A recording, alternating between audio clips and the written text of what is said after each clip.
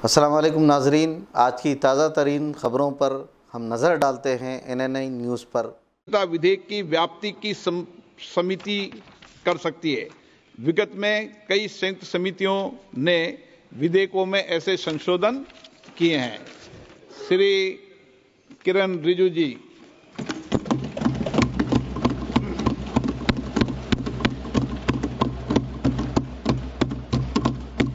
Honorable Speaker, sir, I rise to move the motion for consideration of the Waqf Amendment Bill 2025 and Mussalman Waqf Repeal Bill 2024. अध्यक्ष महोदय जी, आपने जो ruling दिया है JPC के बारे में जिक्र किया है, उसी के साथ साथ जुड़ते हुए एक मिनट किरण जी, एक मिनट श्री सौगत राय जी संशोधन संख्या 108 को प्रस्तुत करें। आप बोल रहे थे ना? हाँ, under Rule 77(2) of the Rules of Procedure, I propose that the Waqf Amendment Bill 2025 be recommitted for the purpose of eliciting further opinion thereon. Okay, माननीय मंत्री जी अब 12-16 पर अपना वक्तव्य दें।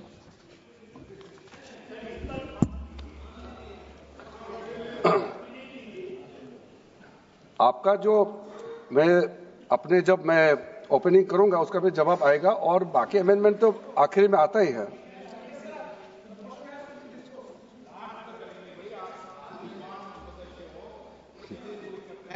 चलिए माननीय मंत्री जी। माननीय अध्यक्ष महोदय, हम सबको बहुत डिटेल में जाने का भी आवश्यकता नहीं है। कमेटी के बारे में उसका जिक्र काफी हो चुके हैं, लेकिन मैं इतना कहना चाहता हूं कि जो कमेटी इस बार दोनों सदन लोकसभा राज्यसभा मिला करके ज्वाइंट कमेटी में वक्फ अमेंडमेंट बिल पे जो चर्चा हुई है, आज तक भारत के संसदीय इतिहास में इतना व्यापक रूप से चर्चा, कंसल्टेशन और समय कभी नहीं दिया है। इसलिए मैं जो ज्वाइंट कमेटी में जितने मेंबर्स दोनों सदनों के लोकसभा और राज्यसभा में जो सदस्य उस कमेटी में थे, मेरे तरफ से सरकार की ओर से मैं धन्यवाद देता हूं, अभिनंदन करना चाहता हूं। अध्यक्ष महोदय जी, कुल मिलाकर के 97,27,772 याचिकाएं ऑनलाइन, फिजिकल, मेमोरेंडम के रूप में, रिक्वेस्ट के रूप में और सुझाव के रूप में पूरे तरह से सरकार ने देखा है। वो जेपीसी के माध्यम से हो या डायरेक्ट दिया हो, हमने सब उसको देखा है। इससे बड़ा कभी भी, इससे ज्यादा संख्या में किसी भी बिल के ऊपर में लोगों का याचिकाएं नहीं आया आज तक। कुल मिलाकर के 284 डेलीगेशन ने अलग अलग समुदाय के जो स्टेक होल्डर्स है, उन्होंने कमेटी के सामने में अपने बात को रखा है, सुझाव भी दिया है। 25 स्टेट गवर्नमेंट और यूनियन टेरिटरीज का वक्फ बोर्ड्स ने अपना सबमिशन भी पेश किया गया है। इसके अतिरिक्त कई लीगल लुमिनरीज, विद्वान लोग हैं हमारे समाज में, कम्युनिटी लीडर्स हैं, अलग अलग धार्मिक संस्थाओं का प्रतिनिधि, charitable organisation, civil society, academicians, researchers, policy makers, सब ने इस कमेटी के सामने में पेशकश किया है। उसके साथ साथ मैं कहना चाहता हूं सर, आज जब मैं जो बात रखूंगा आपके सामने में, पिछली बार जब हमने ये प्रस्तुत किए थे बिल को इस सदन में, तब भी मैंने कई बातें बताई थी। आज मैं उसको नहीं दोहराते हुए कुछ बातें मैं जोड़ूंगा और मुझे अपना बात रखने के बाद सिर्फ उम्मीद ही नहीं, पूरा यकीन है कि जो लोग इस बिल को विरोध कर रहे थे, वो हृदय में भी बदलाव होगा। पॉजिटिव सोच के साथ इस बिल में सब समर्थन करेंगे, ये मैं विश्वास के साथ आगे अपना बात रखना चाहता हूं। क्योंकि मैं पॉजिटिव नोट से बात रखना चाहता हूं, तो इसलिए एक मेरे जो मन की बात है मैं कहना चाहता हूं, तो इससे अच्छा संदेश जाए किसी की बात कोई, अध्यक्ष महोदय, किसी की बात कोई बदगुमा ना समझे, इस जमीन का दर्द कभी आसमान ना समझेगा। ये मैं दिल से कह रहा हूं, क्योंकि अच्छा सोच के साथ, बड़ा दिल के साथ, खुले मन से मैं ये प्रस्ताव आपके सामने में पेश कर रहा हूं। सर, कई लोगों ने अपने अपने तरीके से बातें रखी हैं। किसी ने कहा ये प्रावधान अनकॉन्स्टिट्यूशनल है, गैर संवैधानिक है। किसी ने कहा ये इलीगल है, अनलॉफुल है। सर, ये बिल जो हम लोग जिक्र कर रहे हैं कोई नया विषय नहीं है। आजादी से पहले ये बिल, जब पहली बार मुसलमान वक्फ वैलिडेटिंग एक्ट पास किया गया था 1913 में, तब से इसका इतिहास शुरू होता है। उससे पहले प्रिवी काउंसिल ने 1894 में इनवैलिडेट किया था वक्फ अल औलाद को। बाद में उसका प्रॉपर लीगल फॉर्म में 1913 के बाद फिर 1923 में द मुसलमान वक्फ एक्ट लाया गया था, जिसमें अकाउंटिंग और ट्रांसपेरेंसी के बारे में ये जोर उसको देते हुए ये एक्ट पास किया गया था। उसके बाद 1930 में द मुसलमान वक्फ वैलिडेटिंग एक्ट लाया गया है, जो रीइंफोर्स करता है legal validity of the family waqf. परिवार में जो वक्फ होता है उसको जोड़ देते हुए ये बिल लाया गया है। उसके बाद आजादी के बाद 1954 में 1954 में वक्फ एक्ट पहली बार आजाद भारत का एक्ट बनी, और उस समय स्टेट वक्फ बोर्ड का भी प्रावधान उसी 1954 एक्ट में प्रावधान किया गया था। उस समय से लेकर के कई संशोधन के साथ में 1995 में व्यापक रूप से ये वक्फ एक्ट बनी है। तो उस समय किसी ने नहीं कहा कि ये एक्ट अनकॉन्स्टिट्यूशनल है, किसी ने नहीं कहा उस समय ये अनलॉफुल है।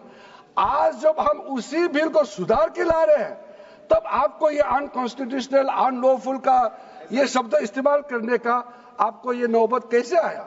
ये सोच क्यों आया? अगर आप सच्चे दिल से सोचते और मन साफ होते तो आप तर्क पे जाते। इस संशोधन बिल में जो जो तर्क है आप उसमें बात कीजिए। आप उसको छोड़ के जो कोई लेना देना नहीं है बिल में, उसका बात आप लेकर के लोगों को गुमराह करने का, बरगलाने का काम जो किया है, उसको मैं शुरू में साफ करना चाहता हूं। अध्यक्ष महोदय जी, 1995 में ट्राइब्यूनल का पहला व्यवस्था किया गया है, ताकि वक्फ बोर्ड का कोई भी निर्णय किसी को अगर पसंद नहीं है या उसको चैलेंज करना चाहता है तो वक्फ ट्राइब्यूनल वहां आप जा सकते हैं। उसका प्रावधान पहले बार हुए हैं, और उस समय यह भी फैसला हुआ कि 5 लाख से ज्यादा आमदनी किसी वक्फ प्रॉपर्टी में है, उसके लिए सरकार एग्जीक्यूटिव ऑफिसर्स अपॉइंट किया जाएगा। ये भी 1995 में शुरुआत की है। अध्यक्ष महोदय जी, ये आज एक ट्रिगर पॉइंट क्यों हुआ है? ये अमेंडमेंट बिल लाने का आवश्यकता सबसे ज्यादा शुरुआत कहां से हुई? मैं संक्षेप में बताना चाहता हूं। 2013 में, 2014 में हम सब चुनाव में गए, और चुनाव में जाने से पहले 2013 में कुछ कदम ऐसे उठाए गए हैं जो आप सुन करके, आप सदस्य के रूप में भी और इस देश का नागरिक होने के कारण आपके दिमाग में यह बात जरूर सवाल उठेगा कि ऐसा कदम क्यों उठाया गया है। सर, 2013 में पहला यह बदलाव हुआ कि इस देश में कोई भी आदमी, कोई भी इंसान, चाहे वो हिंदू हो, मुसलमान हो, सिख हो, ईसाई हो, पारसी हो, बौद्ध हो, जैन हो, वक्फ क्रिएट कर सकता है। सबको मालूम है वक्फ एक मुसलमान का अल्लाह के प्रति अपना एक उसका एक पायस, चैरिटेबल, रिलीजियस पर्पस के लिए वक्फ क्रिएट किया जाता है, लेकिन उसमें डाइल्यूशन करके 2013 में कोई भी वक्फ क्रिएट कर सकता है। यह प्रावधान सबसे पहले उस समय की यूपीए सरकार ने किया है।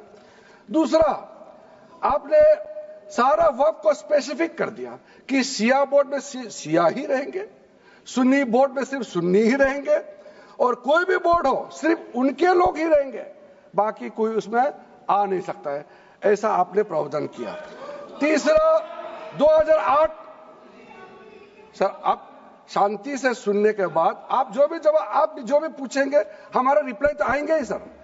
डिबेट का आखिरी में है, मेरा फिर से रिप्लाई होगा।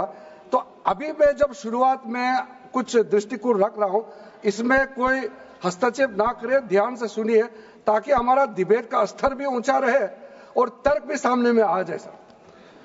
सर एक प्रावधान आया सेक्शन 108, उस सेक्शन 108 में यह लिखा गया है कि वक्फ बोर्ड का जो प्रावधान है इस देश में कोई भी मौजूदा कानून के ऊपर में रहेगा, ओवरराइडिंग इफेक्ट रहेगा, ऐसा आपने कानून बनाया है। इस देश में ऐसा कानून कैसे मंजूर कर सकते हैं अध्यक्ष महोदय जी?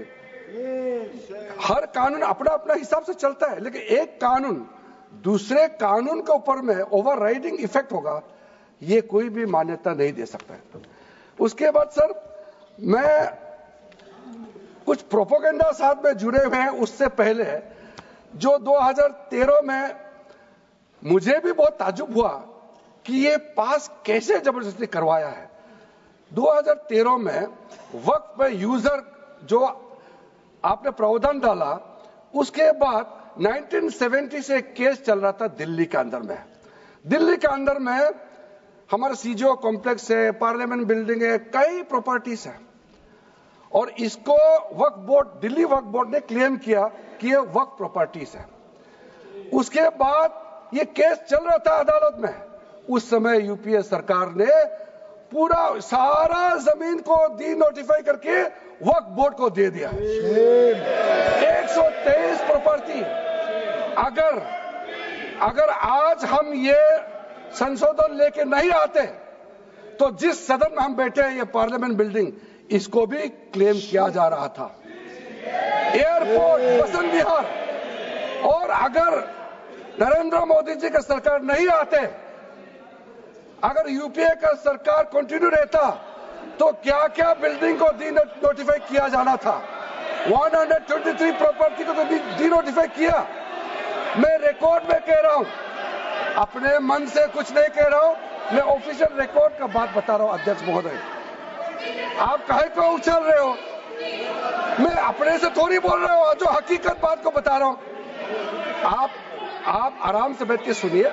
आपके दल को और आपको सबको बोलने का मौका मिलेगा। माननीय मंत्री जी,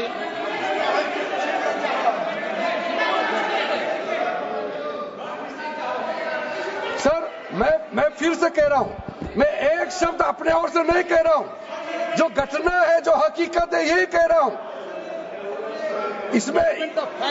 इनको इसमें इतना उछालने का, उत्तेजित होने का कोई मतलब ही नहीं है सर। अध्यक्ष महोदय,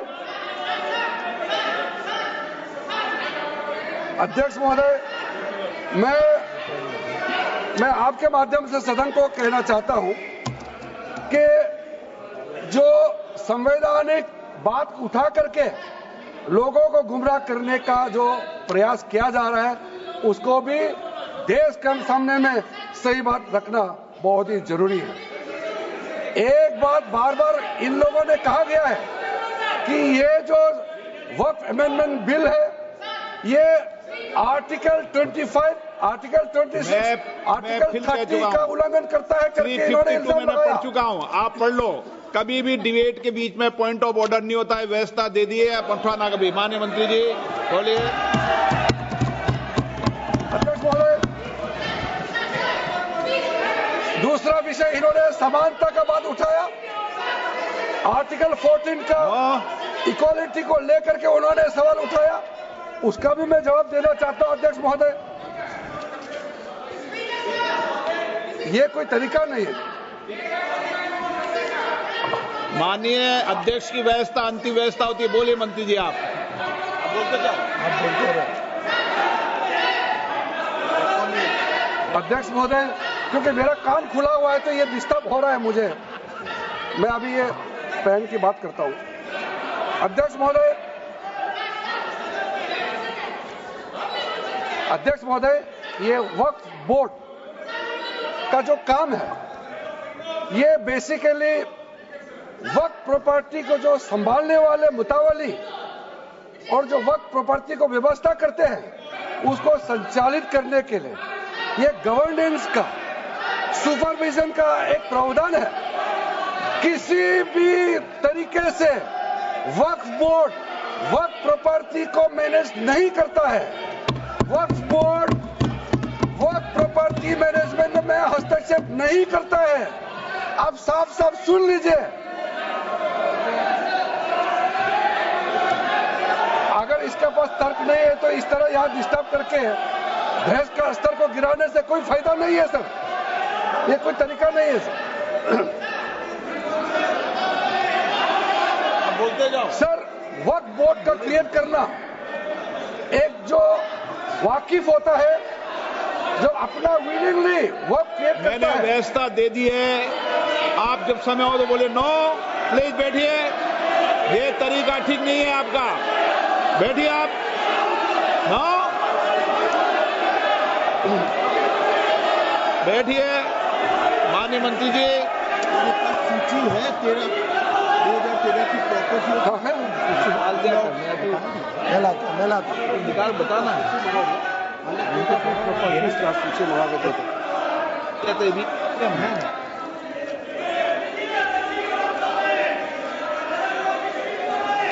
अध्यक्ष महोदय, सबको बोलने का मौका मिलने वाले हैं तो कम से कम बात को शांति से सुनने के बाद आप अपना बात रखिए।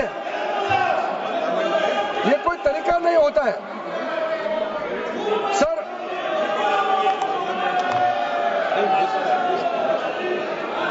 अध्यक्ष महोदय,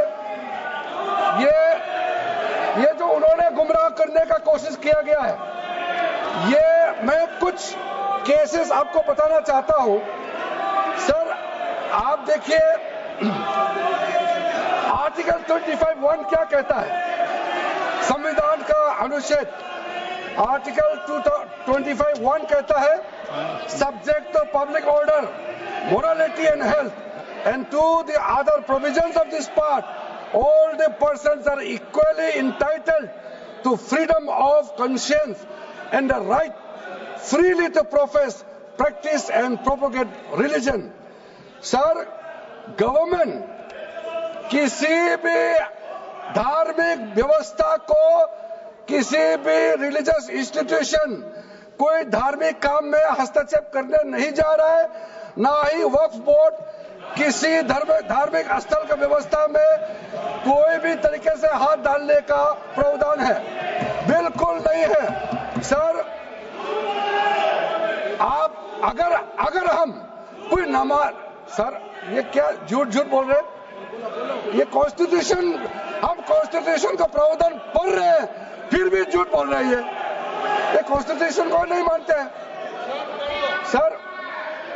किसी मस्जिद का मैनेजमेंट को हम हस्तक्षेप करने का कोई इसमें प्रावधान नहीं लिया जा रहा है। एक मिनट माननीय सदस्य, आप भारत की संसद में बैठे हो, गरिमा मर्यादा बनाए रखो, बैठे बैठे टिप्पणी मत करो। हाँ, आपको जब मौका मिलेगा आप अपनी बात कहना, बैठे बैठे टिप्पणी नहीं कर सकते, ये संसद की मर्यादा नहीं है, ऐसे नहीं चलेगा सदन। सदन व्यवस्था नियम से चलेगा। किसी भी व्यक्ति को बैठे बैठे कोई भी सदस्य जो बोल रहा हो उसके बीच में टिप्पणी करने का अधिकार नहीं है। माननीय मंत्री जी। अध्यक्ष महोदय जी, ये वक्फ बोर्ड का जो प्रावधान किसी मस्जिद, किसी मंदिर, किसी धार्मिक स्थल का व्यवस्था का कोई लेना देना नहीं है, ये सिंपली एक प्रॉपर्टी का मैनेजमेंट का विषय है। ये कोई मुसलमान अपना ज़कात देता है, फितरा देता है, उसको हम पूछने वाला कौन होते हैं? ये आपका धार्मिक भावना से जुड़े हुए चीज है, उसमें सरकार का कोई लेना देना नहीं है। लेकिन ये वक्फ प्रॉपर्टी का मामला है, लेकिन वक्फ प्रॉपर्टी का मैनेजमेंट करता है, मुतवालीज करता है।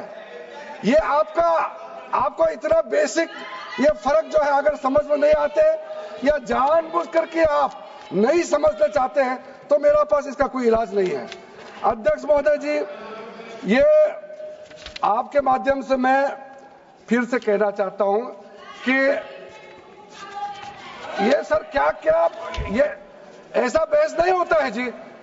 आप लोग का तर्क रखने का समय में बोलिए, ये बीच में कमेंट पास करने से सर हमारा पॉइंट का फ्लो भी बिगड़ता है और आवाज भी ठीक नहीं हो, आवाज भी ठीक से नहीं जाएगा। आप क्या चीज को जवाब देंगे सर? इसमें मैं कई केसेस है जिसको मैं रेफर कर सकता हूं, लेकिन सदन में 3 केसेस का मैं रेफर करूंगा तो दूध का दूध पानी का पानी हो जाएगा कि ये धार्मिक व्यवस्था से कोई लेना देना नहीं है।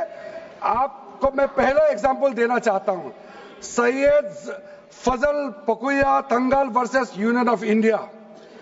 इसमें क्या केरला हाईकोर्ट का फैसला है।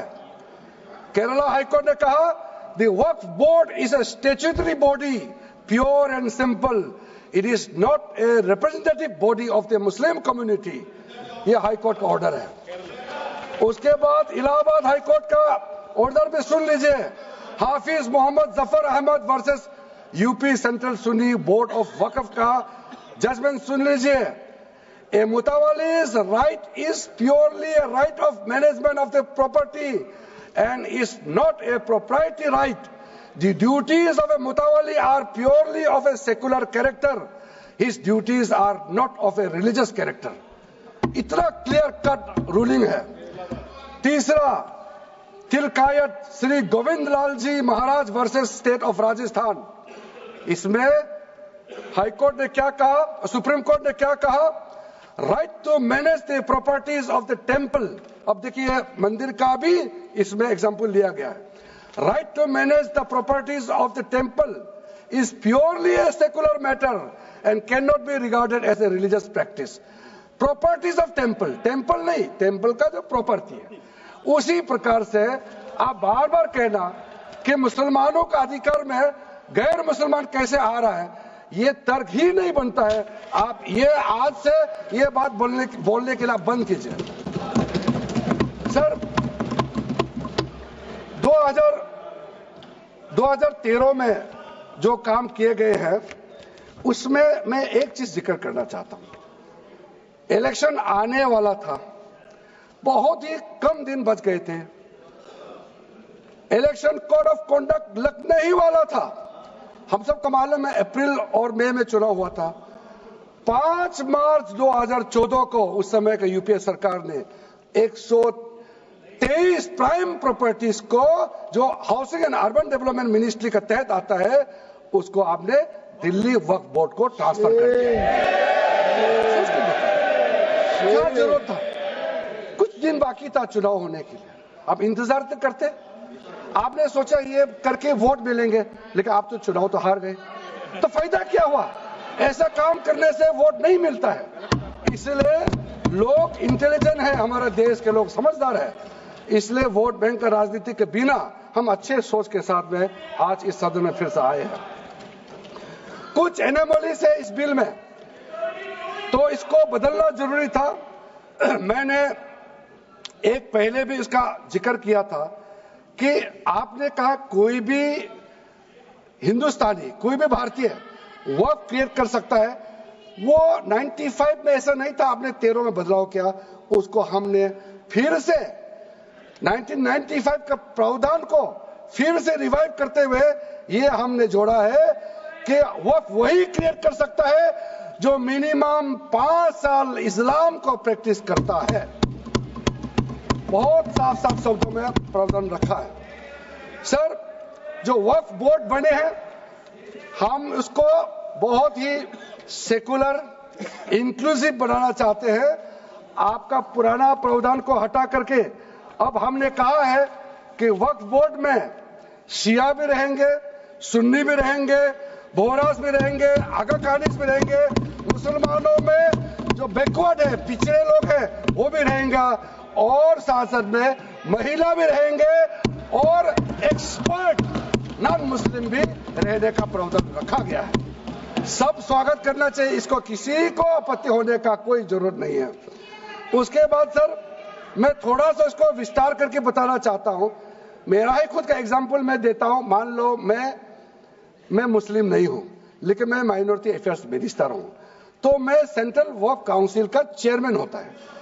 तो मेरे होने के बावजूद उसके बाद टोटल 4 नॉन मुस्लिम हो सकता है वर्क काउंसिल में मेंबर, और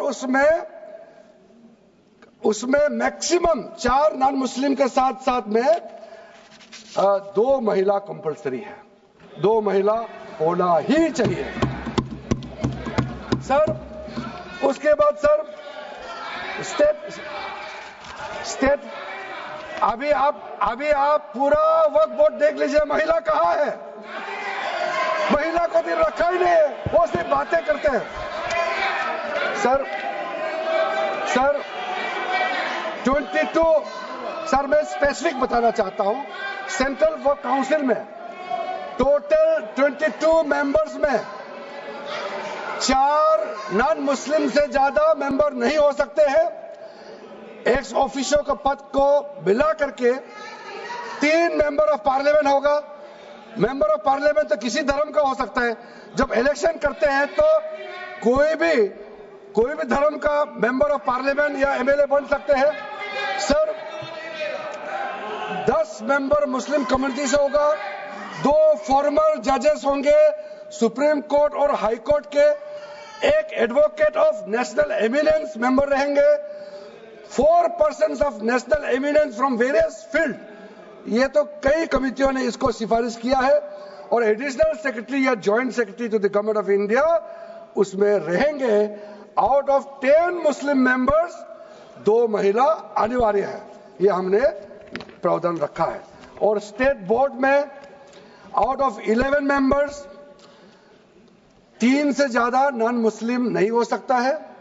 एक्स ऑफिसर को मिलाकर के 1 chairperson, 1 MP, 1 MLA, 4 members from Muslim community, 2 members with professional experience, 1 member of Bar Council and Joint Secretary to the state government dealing with work matters. Out of 4 Muslim members, 2 shall be women. ये हमने रखा है ताकि हमारे बहनों को किसी तरीके से दरकिनार नहीं कर सके। वक्त एक सर हमने जो नया प्रावधान रखा है उसमें जितना भी जो आर्बिट्रेरी प्रोविजन जो जरूरी नहीं था उसको हमने सामान्य रूप से देश में और जितना कानून है उसको मिलाते हुए मुख्य रूप से ट्रांसपेरेंसी इन वर्क मैनेजमेंट, सर्वे को अपडेट करने के लिए जो पहले इनसफिशिएंट प्रोविजन था इसमें वर्क लैंड रिकॉर्ड्स वगैरह में महिलाओं का इनहेरिटेंस राइट्स, बच्चों का राइट और साथ साथ में कई हजारों केसेस पेंडिंग है ट्राइब्यूनल और कोर्ट्स में, उसको सेटल करने के लिए जो आज लगभग 10,000 से भी ज्यादा केसेस जो पेंडिंग था और कुछ सालों के अंदर में 13 से 30,000 केसेस पेंडिंग हो चुके हैं, उसको सरलता से सुलह करने के लिए हमने रास्ता खोजा है।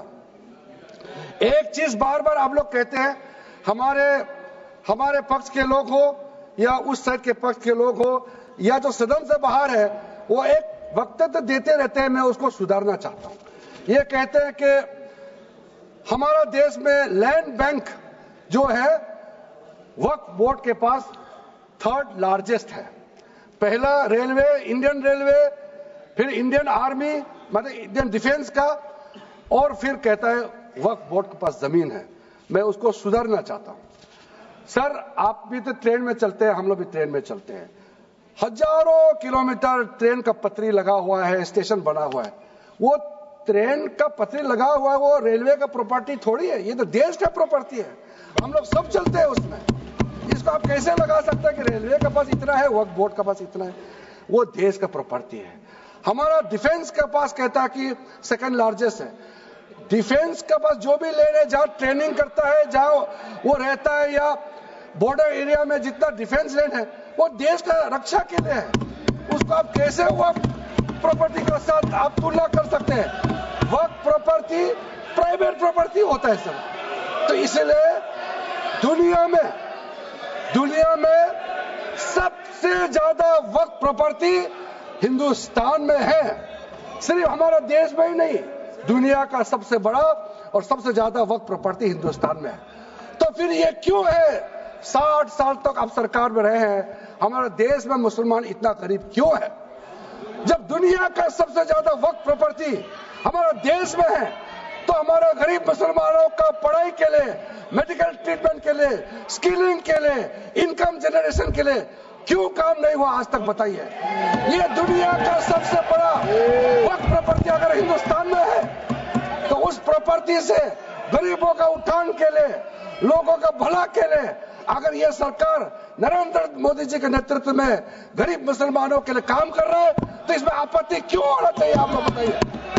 इसलिए सर, इसको धर्म जाति से बाहर उतर करके सबको सीधा सीधा अपना दिल से पूछ करके आप सोच के देखिए कि आप जो लोग आज इस बिल को विरोध कर रहा है, आज 1 साल 2 साल नहीं, सदियों तक हमारा देश उसको याद रखेगा कौन इस बिल को समर्थन कर रहा है, कौन इस बिल को विरोध कर रहा है। आज चंद वोट के लिए, सत्ता के लिए हमारे मुसलमानों को आपने 70 साल से ज्यादा वोट बैंक बना करके गुमराह किया है। कितना और गुमराह करना चाहते हैं? अब हमारा देश में वोट बैंक का राजनीति नहीं चलेगा। इसलिए मैं कहना चाहता हूं, जब हमारा देश में इतना वक्त प्रॉपर्टी है, तो इसको हम बेकार में पड़ा रहने नहीं दिया जा सकता है। गरीब मुसलमानों के लिए, आम मुसलमानों के लिए इस्तेमाल करना ही पड़ेगा। उसके लिए आज के ये वक्फ संशोधन बिल जरूरत है। अध्यक्ष महोदय जी, हमारे अपने वामसी पोर्टल में, हमारे मंत्रालय के वामसी पोर्टल में हमने रिकॉर्ड देखा है। सचर कमेटी जो आपने बनाया है 2006 में, उन्होंने भी ये बारे में काफी डिटेल में जिक्र किया हुआ है। सर 2006 में 4.9 लाख वक्फ प्रॉपर्टी था और उसका इनकम कितना था? मैं बता दूं आंकड़ा सर, आप कहेंगे 4.9 लाख वक्फ प्रॉपर्टी में टोटल इनकम था 163 करोड़। कौन खाते थे? 163 करोड़। और आपने 2013 में बदलाव करने के बाद आज इनकम कितना बढ़ा है वो भी मैं बता देता हूं। हो गया 166 करोड़। 3 करोड़ बढ़ा है। कैसे मंजूर कर सकता है हम लोग इस महान सदन में बैठ करके? अगर इतना 10 सालों के बाद भी दुनिया का सबसे ज्यादा प्रॉपर्टी का टोटल इनकम जनरेशन 3 करोड़ बढ़ता है, तो ये हम कभी मंजूर नहीं कर सकता अध्यक्ष। इसलिए उस समय कहा गया था, मैं अभी का नहीं बता रहा हूं, सचर कमेटी समय में भी कहा गया है कि अगर थोड़ा सा एफिशिएंटली मैनेज करता तो 12,000 करोड़ पर ईयर तो उसी समय जनरेट हो जाना चाहिए था नॉर्मल मार्केट रेट से। और 12,000 करोड़ अगर वो प्रॉपर्टी से रेवेन्यू जनरेशन करता है, कितना लाखों करोड़ों मुसलमानों को फायदा होगा, आप सोच के देखिए। इसलिए सर आप लोग भी, मैं अनुरोध करता हूं कि आप लोग भी वक्त के बारे में जानना था, हमारा वामसी पोर्टल को क्लिक करके आप लोग देखिए। सर आज वो 4.9 लाख से बढ़ करके टोटल वक्फ प्रॉपर्टी बन गया है 8.72 लाख। हमारा देश में वक्फ प्रॉपर्टी बन गया है। और आप कल्पना कीजिए 8.72 लाख प्रॉपर्टी वक्फ का है, उसको अगर हम सही तरीके से मैनेजमेंट करता तो हमारा मुसलमानों का ही नहीं है, देश का तकदीर बदल जाएगा। इतना प्रॉपर्टी हमारे पास। अब समझिए चीज को। सर मैंने अभी कई राज्यों का दौरा किया अध्यक्ष महोदय, मैंने कई राज्यों का दौरा किया। मैं एक एग्जांपल आपको जरूर देना चाहूंगा। मैं बहुत इंप्रेस हो गया जब मैं पिछली बार जम्मू कश्मीर गई। जम्मू कश्मीर में हमारा नई वहां वक्फ बोर्ड का चेयरपर्सन बनी और मैंने पूछा कि आप जब वक्फ बोर्ड का चेयरमैन बनी तो उसमें क्या हालत थी और आज क्या हालत है। उन्होंने बोला कि सर जब उन्होंने पदभार संभाली तो उसमें कोई इनकम का, कोई व्यवस्था का, रिकॉर्ड का ठीक ठाक कुछ भी नहीं था, और उन्होंने आने के बाद 40 करोड़ रेवेन्यू इनकम उन्होंने जनरेट करना शुरू किया, मुझे बताया, और उसके वजह से वह काफी अच्छा काम कर रहा है। मैं हजरत बल श्राइन भी गए और वहां भी मरम्मत चल रहे हैं, इतना पुराना श्राइन है, दुनिया के लोग आते हैं, बहुत खूबसूरत से उसका सारा आसपास का ब्यूटिफिकेशन का काम भी चल रहा है। अगर अच्छा काम करेगा, रेवेन्यू बढ़ेगा तो सबका फायदा होगा सर। इसलिए सर आप लोग आज बिल को समर्थन करने के बाद मेरे ऑफिस में आइए, 1 साल के अंदर में इसका ट्रांसफॉर्मेशनल इंपैक्ट क्या होता है मैं ही आप लोगों को बता दूंगा। सर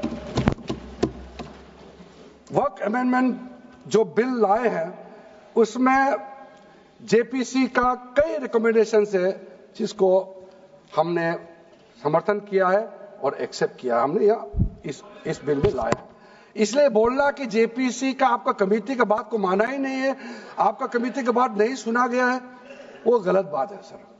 अध्यक्ष महोदय जी, पार्लियामेंट्री कमेटी जब बनता है तो उसका एक अपना सैंक्टिटी होता है और उस कमेटी में खुले बहस हुए हैं, उसमें मैं अंदर जाना नहीं चाहता हूं क्या हुआ है, लेकिन उनके बीच में कई ऐसे मुद्दे हैं जो हम लोग सरकार समझते हैं कि बहुत अच्छा सुझाव आया है, हमने उसको माना है, और कुछ छोटा अमेंडमेंट है जो बहुत जरूरी चीज है, वो अमेंडमेंट भी हम लेकर के आए हैं।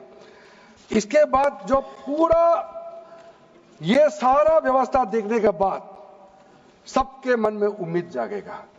उम्मीद इसलिए जागेगा कि एक नए सवेरा आने वाला है, इसलिए नए एक्ट का नाम भी उम्मीद हो गया है। तो उम्मीद क्यों हुआ है सर, मैं आपको बताना चाहता हूं।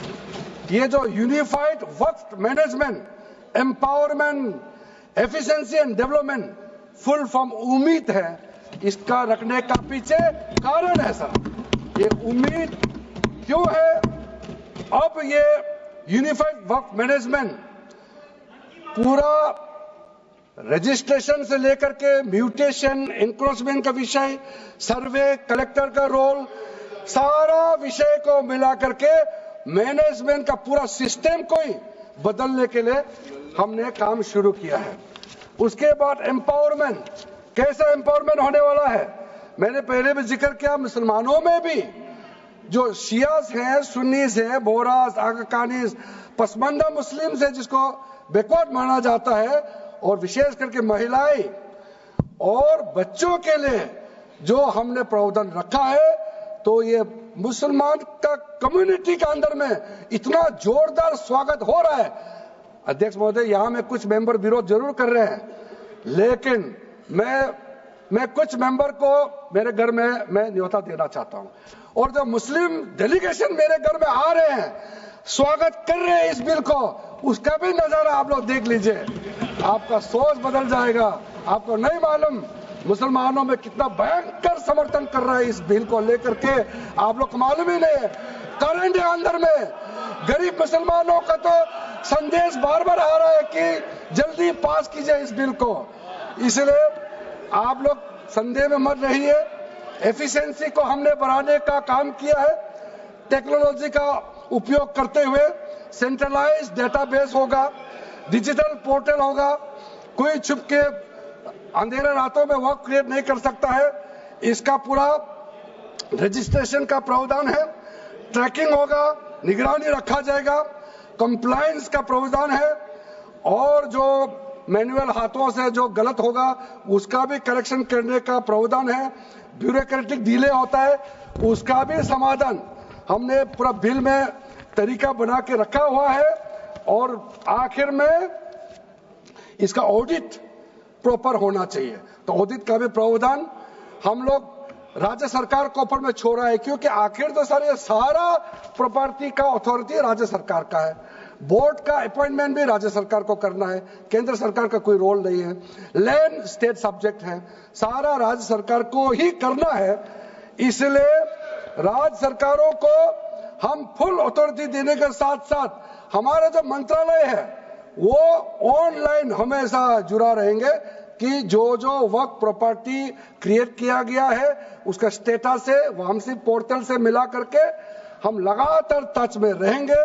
इसलिए कोई इसमें ये नहीं सोचना है कि सेंट्रल गवर्नमेंट कोई एक्स्ट्रा पावर हड़पने जा रहा है क्या, बिल्कुल सोचने का नहीं है। ये टोटली स्टेट गवर्नमेंट का अधीन है और राज्य सरकारें ही इसका निगरानी में आगे काम करना है।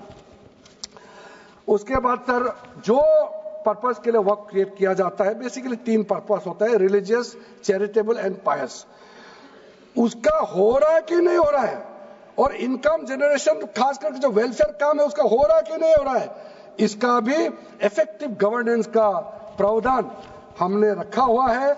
और साथ साथ सर मैं आपको इस उम्मीद के साथ साथ ये कहना चाहता हूं कि जो रिफॉर्म्स हमने जो लाए हैं और साथ साथ में जो प्रावधान कुछ बदलाव हमने आपको बहुत शॉर्ट में बताया, क्योंकि डिटेल में तो मैं रिप्लाई तो करूंगा ही।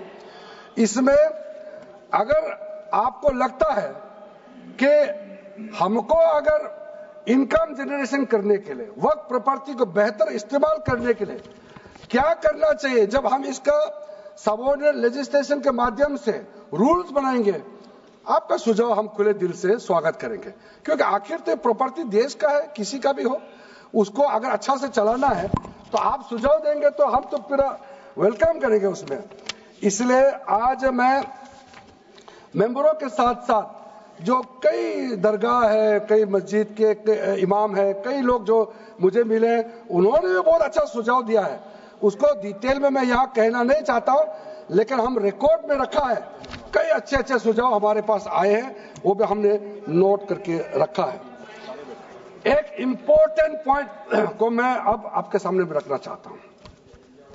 ये जो हमने एक डेफिनेशन में जो बदलाव लाया है, इस डेफिनेशन में बदलाव का सबसे बड़ा मतलब ये है कि मुसलमानों में भी जो वक्फ के अंदर में अपना प्रॉपर्टी, वक्फ प्रॉपर्टी इस वक्फ बोर्ड के प्रावधान से गवर्न करना चाहते हैं, मोस्ट वेलकम है। अगर वो ट्रस्ट के माध्यम से अपना प्रॉपर्टी का अलग तरीके से वक्फ करना, वो चलाना चाहता है, मैनेज करना चाहता है, उसके लिए भी छूट दिया गया है। तो इसमें जो आप लोग बार बार कहते हैं कि वक्फ बोर्ड में गैर मुसलमान कैसे आ रहा है, इसका मैं छोटा सा एग्जांपल देना चाहता हूं। अभी हम लोग किसी धर्म, किसी जाति का हिसाब से तो हम एमपी नहीं बने हैं, हम तो ऐसे सिटीजन होकर के एमपी बने हैं। तो अगर मेरा कॉन्स्टिट्यूंसी वाला हमको कहेंगे कि किरण रिजिजू मेरा यहाँ नहीं आ सकता है, हमारा धर्म और तुम्हारा धर्म अलग है, तो कैसे होगा? मैं तो एज एमपी मेरे पास अथॉरिटी है, मैं जा सकता हूँ। उसी प्रकार से आपका ट्रस्ट है, ट्रस्ट को चलाता है चैरिटी कमिश्नर। तो ट्रस्ट वाला कैसे कहेंगे कि चैरिटी कमिश्नर मेरा जात का ही होना चाहिए? चैरिटी कमिश्नर तो गवर्नेंस को संभालने के लिए है, चलाता तो ट्रस्ट है। उसी प्रकार से आप कैसे कह सकते हैं कि मेरा वक्फ प्रॉपर्टी को देखने के लिए वक्फ बोर्ड में गैर मुसलमान नहीं हो सकता है? आप कैसे कह सकते हैं? ये तर्क को आप थोड़ा गहराई से सोचिए, क्योंकि ये बार बार कहा गया है, मैं नाम नहीं लूंगा, वो बाद में तो बोलेंगे हमारे कुछ लोग हैं कि मुस्लिम का अफेयर्स में नॉन मुस्लिम क्यों आ रहा है। अरे ये धार्मिक व्यवस्था से कोई लेना देना नहीं है, मैं बार बार कह रहा हूं। इसलिए ये प्रॉपर्टी है, वक्फ प्रॉपर्टी है, आप लोग इसको समझिएगा। उसके बाद सर ये जो हमने जो 2013 के बाद कुछ बदलाव जो किए हैं, वक्फ बाय यूजर में कुछ लोग ने शंकाएं व्यक्त किया है, कह रहा कि वक्फ बाय यूजर हटाने के बाद अब सरकार जो है मस्जिदें छीन लेंगे, दरगाह छीन लेंगे, मुसलमानों का प्रॉपर्टी छीन लेंगे, ऐसे बोलते हुए मैंने सुना है। इस तरह का कई जगह में बोला है। मैं इसमें साफ साफ कहना चाहता हूं, हम लोग सब हर किसी ना किसी राज्य से आते हैं। We all belong to each and every part of our country, we are together, we may belong to different states and union territories, we are all Indian. ये अथॉरिटी राज्य सरकार को हमने कैसे दिया? जो प्रॉपर्टी वक्फ यूजर को हम लोगों ने हटाने के बाद ये प्रावधान सुरक्षित किया है, ऑथोराइज किया स्टेट गवर्नमेंट को कि जो प्रॉपर्टी रजिस्टर्ड हो चुके हैं, जब आप नमाज पढ़ते हैं, रजिस्टर्ड है, डॉक्यूमेंट है, उस पे कोई हस्तक्षेप नहीं होगा। ये कानून प्रोस्पेक्टिव है, रेट्रोस्पेक्टिव नहीं है। ये आप लोग बहुत क्लियर से सुन लीजिए, ये किसी का जमीन छीनने का कानून नहीं है। ये किसी का राइट, किसी का हनन करके उसका प्रॉपर्टी को हड़पने का नहीं है। राज्य सरकारों को अधिकार दिया गया है कि जो ऑलरेडी रजिस्टर्ड है उसका तो कोई डिस्प्यूट नहीं है, लेकिन जो डिस्प्यूटेड है, जो कोर्ट में पेंडिंग है, उसको हम यहाँ कानून बना के कैसे हटा सकते हैं? कोर्ट का पावर को तो हम ले नहीं सकते सर। इसलिए यहाँ बार बार ये लोग माइक बजा बजा करके झूठ 100 बार भी बोलो, कुछ होने वाला नहीं है। सिटीजनशिप अमेंडमेंट बिल जब लाया गया था, वही लोग हैं जिन्होंने कहा था कि सिटीजनशिप अमेंडमेंट बिल पास होकर एक्ट बन जाएगा तो मुसलमानों का हक छिन जाएगा, उनका नागरिकता खत्म हो जाएगा। आज सीए लागू हो गया, बताइए किसी मुसलमान का अधिकार छीना है? किसी मुसलमान का नागरिकता छीना है? बताइए, क्या आप माफी मांगेंगे? आपने देश भर में घूम घूम कर झूठे बातें फैलाया, आज आप साबित हो गया कि आपने झूठ बोला था, लेकिन आज आप माफी मांगने का भी हिम्मत नहीं रखते हैं। जिगर थाम के आप लोग सुनिए, ये आप आज दोबारा आप मिसलीड करेंगे, गलत बातें करेंगे तो फिर मुंह खाना पड़ेगा आपको। फिर कोई और बिल लेके आएंगे, फिर मैं आपका पर्दाफाश करेंगे फिर से। इसीलिए सर हम लोग तर्क पे जाइए, पॉइंट पे जाइए। इसलिए दूसरा, महिलाओं के लिए अध्यक्ष महोदय जी, क्योंकि फैमिली में पुरुष महिला सब होते हैं, तो इसमें हमने एक सिंपल प्रावधान रखा है कि एक कोई भी मुसलमान जब वर्क क्रिएट करता है, सबसे पहले उस परिवार में जो महिला का अधिकार है उसको सुरक्षित करके ही आप वर्क क्रिएट कर सकते हैं। नहीं तो पहले ऐसा होता था, वर्क क्रिएट कर दिया, आपका बच्चों का अधिकार खत्म हो गया, महिला का अधिकार खत्म हो गया। आप वर्क उसी प्रॉपर्टी को क्रिएट कर सकते हैं जो आपका हकदार है, जो आपका 100% हिस्सा है, उसी को ही आप वर्क क्रिएट कर सकता है। बच्चों का और महिला का अधिकार नहीं छीन सकता है। ये बहुत बड़ा रिफॉर्म है। मुसलमानों में अगर वो चाहते हैं कि महिला आगे ना बढ़े तो ये लोग तो इसको विरोध करेंगे ही, लेकिन जो थोड़ा प्रोग्रेसिव सोचने वाले, जो थोड़ा बारीकी से अगर सोचेंगे तो कितना गलत बात है कि समाज में महिलाओं को दबाने का काम करते हैं और यहाँ जोर जोर से बोलते हैं। अध्यक्ष महोदय जी, सारा मैनेजमेंट जो सरकार का जमीन या प्राइवेट का जो जमीन है, इसका कलेक्टर को इन्होंने कमेटी के माध्यम से सुझाव किया है कि हर चीज कलेक्टर को क्यों ऑथोराइज किया गया है। तो कमेटी के बात को माना है कि कलेक्टर से ऊपर कोई भी अधिकारी, कलेक्टर से ऊपर जो अधिकारी है वो देखेंगे सरकारी जमीन और कोई डिस्प्यूट है वक्फ बोर्ड के साथ या किसी मुतावली के साथ डिस्प्यूट है, उसका जांच कलेक्टर के ऊपर अधिकारी करेंगे।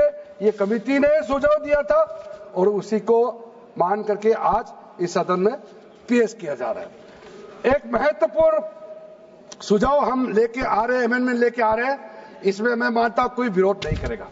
ये इसमें शुरू में छूट गया था, मैं सर खुले दिल से आपको कहना चाहता हूं, लेकिन बहुत सोच समझ के साथ ये प्रावधान अमेंडमेंट हम लेके आ रहे हैं कि जब आप वक्फ प्रॉपर्टी क्रिएट करेंगे तो ऐसा नहीं होना चाहिए कि आप ट्राइबल एरिया में जाकर के आदिवासी का जमीन को आप वक्फ क्रिएट कर दें, ये नहीं होना चाहिए।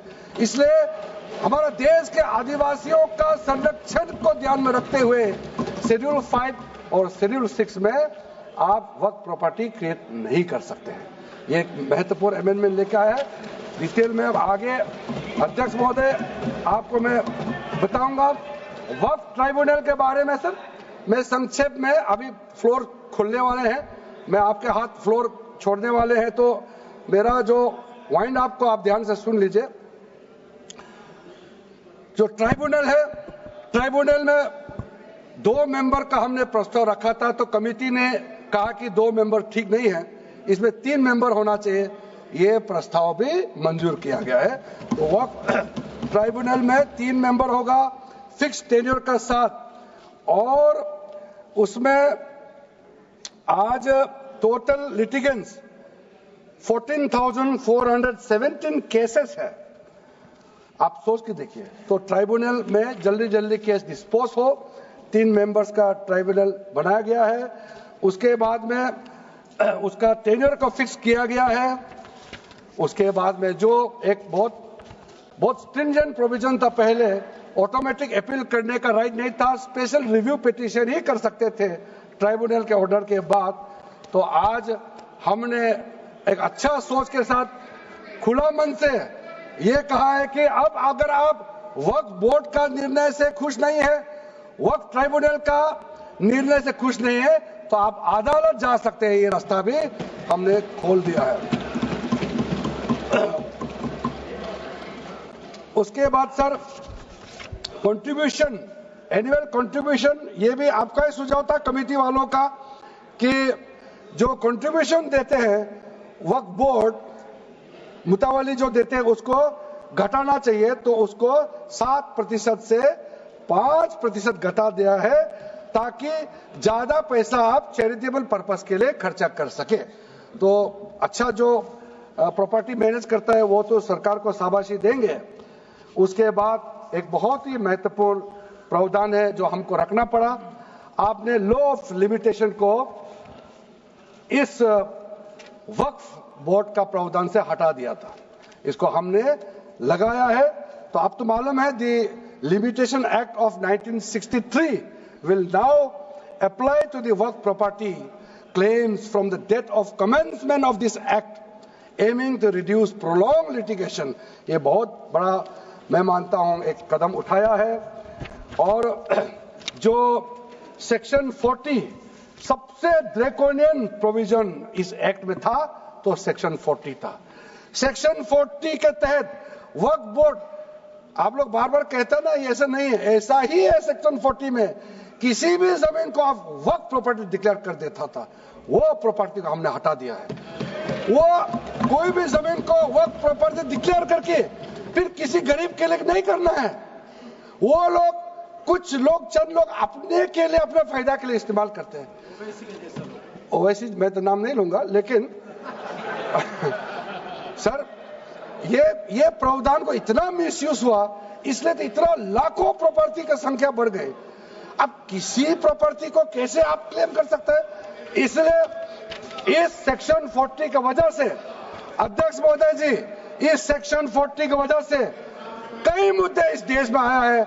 आज पूरा हमारा देश का क्रिश्चियन कम्युनिटी, जो कैथोलिक चर्च काउंसिल के लोग, भारत चर्च ग्रुप के लोग, केरला में हो या देश भर में, आज पुकार के क्यों कह रहा है कि वक्त संशोधन बिल जल्दी पारित होना चाहिए।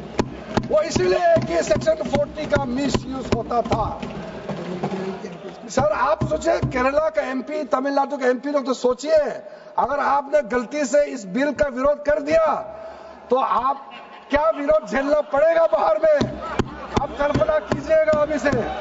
आप सोचिए, मैंने पिछली बार भी बताया सुरेंद्रेश्वर टेम्पल के बारे में, तो आपको बताया जब बाकी कोई धर्म ही नहीं था तब ये सुरेंद्रेश्वर टेम्पल था। तिरुचेंथुराई विलेज तमिलनाडु में, उसको वक्त डिक्लेयर करने के बाद कर्नाटका में तो हजारों एकड़ का इशू है। फिर सर हरियाणा में जतलाना विलेज, यमुनानगर में सिख गुरुद्वारा का जो जमीन है, कभी वहां मस्जिद भी नहीं था, कभी वहां मुस्लिम का सेटलमेंट का भी रिकॉर्ड नहीं था, उसको भी वक्फ डिक्लेयर कर दिया था। उसी प्रकार से केरला का मनम्बम का जो इशू है, वो तो अभी सब जान ही रहा है कि 600 क्रिश्चियन फैमिलीज का जो जमीन को वक्फ बोर्ड ने वक्फ डिक्लेयर कर दिया, चर्च का भी कर दिया, और आगे जाने का रास्ता भी बंद कर दिया था। अगर हम ये बिल पारित कर दिया, उसका अपना जमीन वापस मिल जाएंगे गरीबों का, किसानों का। ऐसे चीजों में आप लोग समर्थन करना चाहिए। मैं तो मानता हूं कि अभी भी देर नहीं हुआ, अभी भी आप जिद पे राजनीतिकरण करके आप अड़े रहे, आप मुश्किल में फंसने वाले हैं। विशेष करके हमारे कांग्रेस वालों को मैं कहना चाहता हूं, और बाकी हमारे साथी दल है कांग्रेस के झांसे में ना आए, आपको भी डुबा देंगे ये लोग। इस बिल को विरोध करके बहुत बड़ा नुकसान होने वाला है। आप ध्यान से सुनिए अध्यक्ष महोदय। इसलिए अंत में सर, क्योंकि मैंने कहा है कि मैं आखिर में जवाब दूंगा, तो हम लोग आगे भी इस पार्लियामेंट को भी वक्त डिक्लेयर ना कर दे, हम लोग आराम से भविष्य के लिए और अच्छा काम करें। मैंने पॉजिटिव बात में अपना बात को रखा है। अंत में मैं अपील करके अपना बात को समाप्त करना चाहता हूं। इसी लाइन के साथ मेरी हिम्मत को तो सराहो। देखिए मैं कितना हिम्मत के साथ बोल रहा हूं। मेरे हिम्मत को तो सराहो, मेरे हमराही बनो। मैंने एक शम्मा जलाई है हवाओं के खिलाफ। आप लोग जब इस बिल को समर्थन करेंगे, मैं हमारे वरिष्ठ नेता सब सदन में बैठे हम लोग सुन रहे हैं, मैं अपने आप को बहुत भाग्यवान मानता हूं, मैं भाग्यशाली हूं। प्रधानमंत्री नरेंद्र मोदी जी ने मेरे जैसे एक साधारण सदस्य को इतना पुण्य काम करने का मौका दिया है, इस बिल को यहां रखने का मौका दिया है। करोड़ों करोड़ों गरीब मुसलमान बहने दुआ देने वाला है। दुआ में अकेला क्यों लो, ये दुआ आप भी लेना चाहिए। इस बिल को समर्थन कीजिए, ये मेरा अनुरोध है अध्यक्ष महोदय।